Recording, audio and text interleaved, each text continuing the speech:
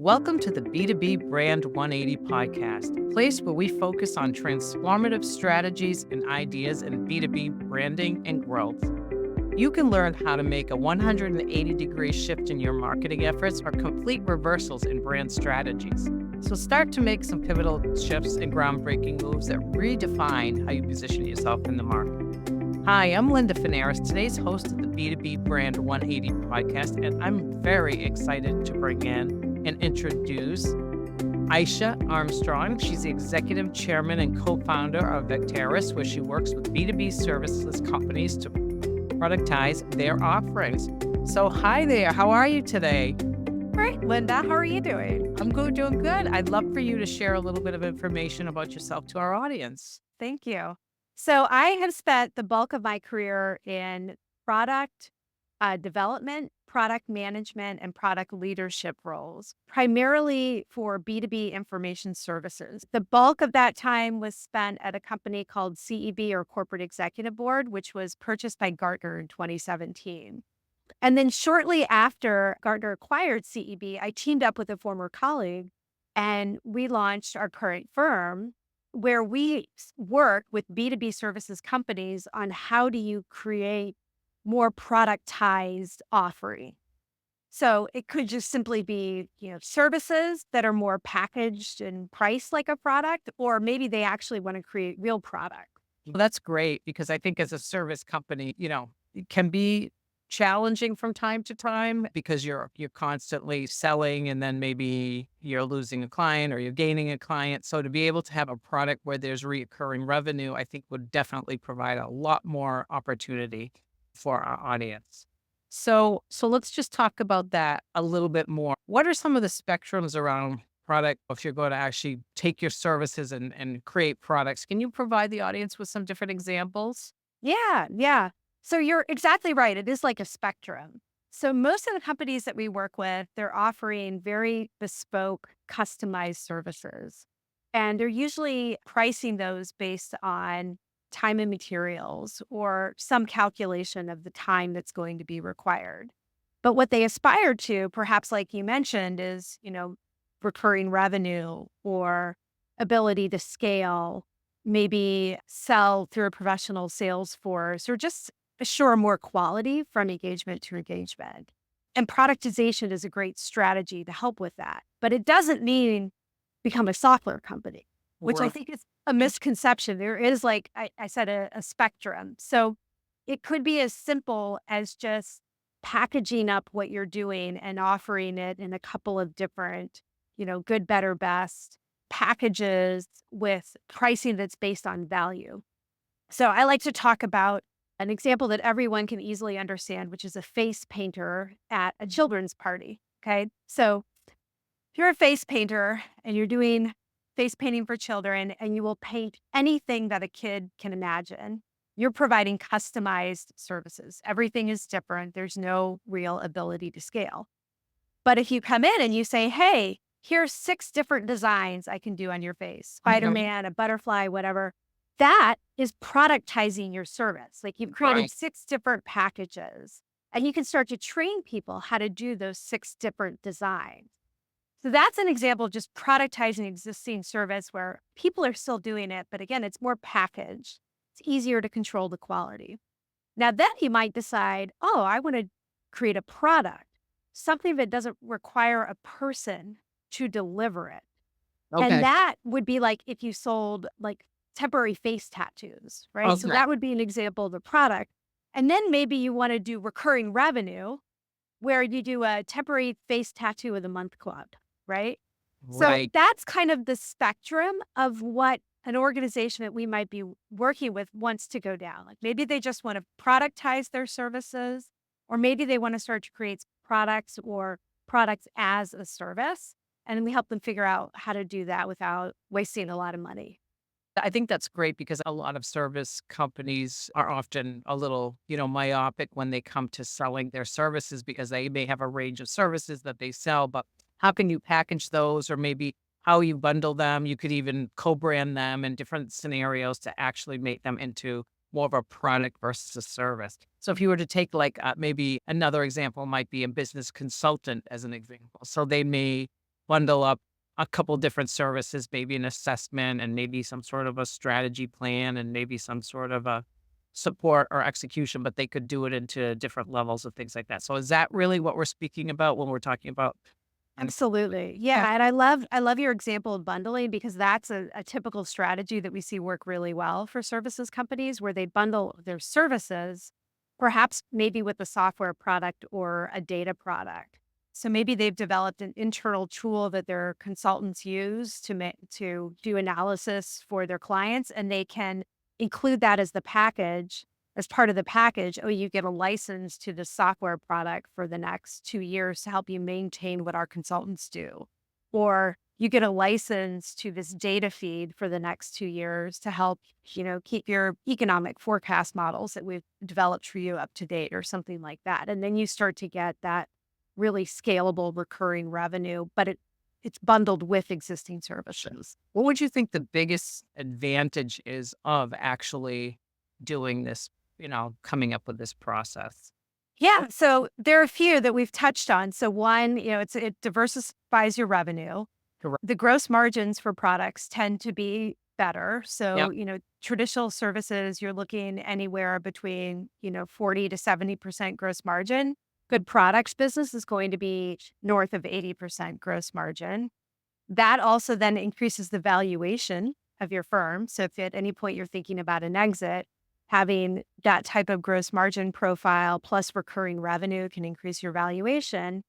And again, it also can improve the experience for your clients because something that is standardized, tech enabled, more packaged is easier to control the quality. Right. You're not as key person dependent on, what's in John's head or, what's in Susie's head. That you can start to sell it again through a professional sales network if you're just offering like a couple different offerings versus trying to come up with something brand new for every client. It's less of a burnout culture. So client services can sometimes be really stressful for your employees. So there's so many reasons why you might pursue this.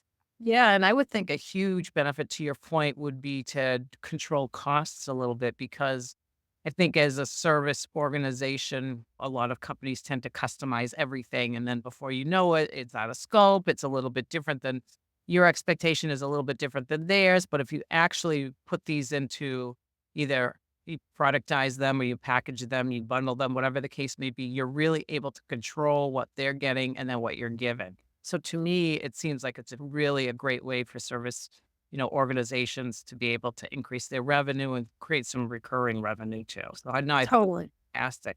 And I don't think, honestly, service organizations often think this way either. So it's sort of another way of thinking. What do you see some of the biggest mistakes that companies make when they try to do this? There must be a lot. I would. Yeah. Yeah. In fact, we call them the seven deadly sins of Okay. productivity. Yeah. So we've cataloged them and we find seven, pretty common ones. So the first one is developing a product in search of a problem. So you Okay. see a lot of services firms, you'll have one or two clients ask for something, and then all of a sudden you think, oh, this is a product. Everybody must want it. And it's like, Right. well, is there really a problem that a large attractive market segment has? So do some validation around what's the problem that you're solving as opposed to you just coming up with, oh, we want to create products and this one person wanted it, or we could create this. But not really assessing whether or not the market wants it. So that's one of the big deadly sins that we send. Yeah. Another one is developing products in a vacuum. So to your point, Linda, this is a very different way for services firms to think. And most product native companies are used to a very iterative product development process where you put something out there, you get feedback from the market, you perfect it a little bit more, you get feedback. So it's a very iterative development process. In professional services, we tend to be perfectionists. Mhm. And and we have a very high bar of what something must be before we'll even show it to a client, let alone ask them to pay money for it. So it requires a mindset shift. But the most successful products, again, are iteratively developed with their customers. So that's kind of a big cultural hurdle that we see companies have to overcome. So those are two of the seven. Cool. Yeah, and another one I think I'm seeing more and more of is this fear of cannibalization. So we create a product, it might cannibalize our services revenue. And that services Yep. revenue may be higher revenue in the short term, lower lifetime value. But how do you manage that and get over that fear of cannibalizing your services revenue or mitigate services revenue? I think a lot of companies that maybe are starting out or have been in business for a while will tend to have this broad sweep of services that they offer. Whenever somebody needs, they can create the service. But to your point, if you can put those together in some sort of systematic way, it just seems to me it would make everybody's life so much easier for sure.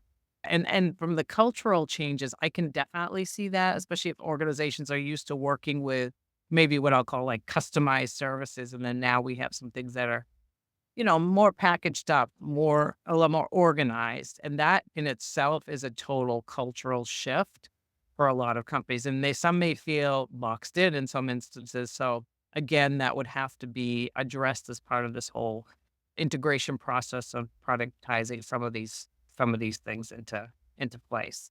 Do you see that as the case? Yeah. I do. And I also see, I mean, they don't articulate it, but maybe some degree of feeling threatened. Yes. Um, Yes. because if everything was very customized and it all depended on like how much expertise Aisha has and Aisha's network, and now all of a sudden we've codified how Aisha does it, we've packaged it up, we've given it a different name, right? It's not Aisha's whatever. Then that I might feel my professional identity being a little threatened. Yeah. Right. Right. And especially now as we talk about how professional services firms are using AI to maybe deliver things that professionals were doing in the past, that can also lead to people feeling threatened. And I think it's an important change management thing that needs to be addressed. Yeah. Are there certain cultural changes that they should think about ahead of time before they go down this road? Because it would be a business model shift. So are there things that you think they should put into place, like initially to start to build that foundation for success? Yeah, if there was one thing that I would counsel leaders to think about is how do you get more comfortable, as I talked about before, in bringing your clients into the development process and asking them, right? So taking off your expert hat and putting on your learner hat. Okay. Again, a lot of services providers position themselves as the experts. They always know the answer. Right. If you want to create something new and you want it to be successful, you have to get feedback from your market segment. You've got to take on that learning posture and invite your clients to give you feedback, your prospective clients to tell you, what they think of your ideas and what they think of your prototype of your product. And that's just a very different way most services providers, it's very different from how they typically operate. So it's how can you get people more comfortable with learning, with not knowing the answer? How can you get your organization seeing failure as a good thing, as a learning opportunity, as opposed to something that they should be embarrassed about? Right. And part of it's changing, what you celebrate in your organization, but part of it is also usually bringing in some new blood, people who have experience at, again, more product native organizations. So there are obviously stall points, I would think, for a lot of organizations, especially if they've been working in one way and now you're saying, okay, let's make this shift into this other way. Do you think a lot of it is just fear based? Do you think it's just the unknown? Do you think, because I could envision a lot of sort of stall points around this process once you start to make these changes and the company hasn't been, let's say the company hasn't done it for 25 years. Now you're instituting something that they've never even considered. So there has to be stall points within the organization, within staff that's been there. So how, other than bringing in the new blood, is there strategies that they should be putting into place where they're laying the foundation for this new way of thinking that can help make that transition a little easier? Yes, absolutely. One of the upfront stall points that we see is around not in making the right level of investment and not being prepared to invest, because creating a product is requires some degree of upfront investment. Usually with a service, you're not incurring the cost of delivering that service until the client has signed the statement of work. But here you're having to do upfront product development, and that does require investment in validating whether or not it's a good idea, investment in getting feedback from the market on new prototype, investment in developing it, and then investment in commercializing it, marketing it, and selling it. And what we often see as a common stall point is not investing enough, or not being prepared to make follow-on investments as you get more market feedback, especially on the commercialization side, kind of Right. assuming that your existing marketing function knows how to market a product versus a service, or assuming that your existing sales channel can sell a product versus a service. And that's not true. So that's a big one. And again, usually when we're talking to leaders who are considering productization as a growth strategy, we will ask them, what type of investment are you prepared to make and across what time frame? Because if they're thinking this is something they can do off the side of the desk with very little investment, they're not going to be successful. I think for these service organizations to make that 180-degree turn that we just spoke about. I do want to ask you though, AI continues to show up everywhere, in all industries. So, is there an opportunity for AI when it comes to creating products around these service organizations?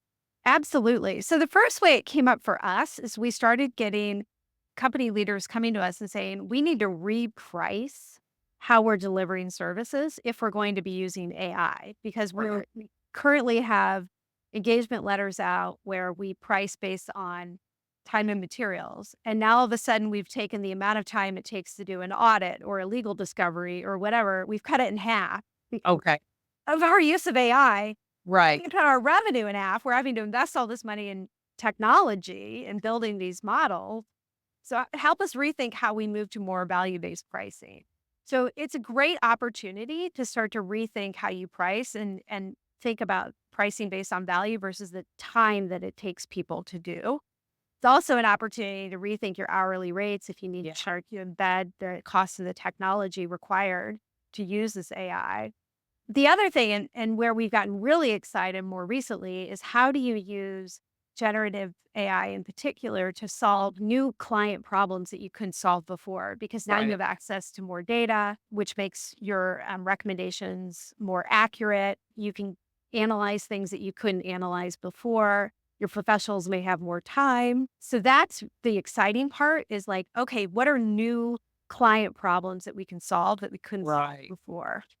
So, as far as your company is concerned, Vecteris, how have you actually productized? Like, what are some additional things that you put into place that has helped your business? Yeah, I love that question. So we tried very hard to drink our own champagne. Yeah. So what we did very early on, we started as a traditional consulting company. We saw the irony in that, but we were also subject to the same things of like feast or famine with, consulting.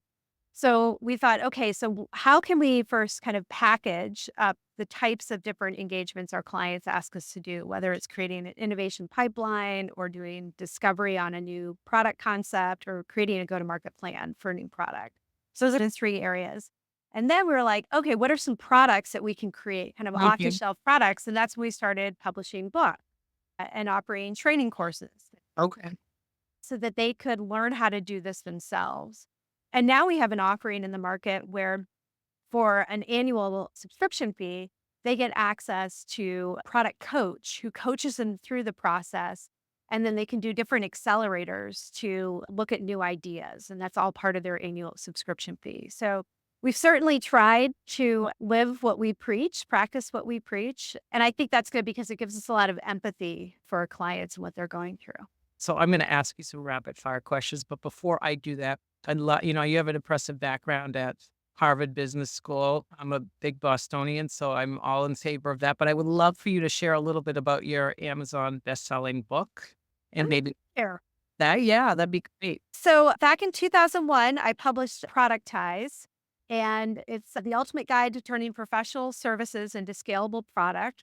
And so this is available. It goes through the 7 deadly sins of productization and how to avoid them.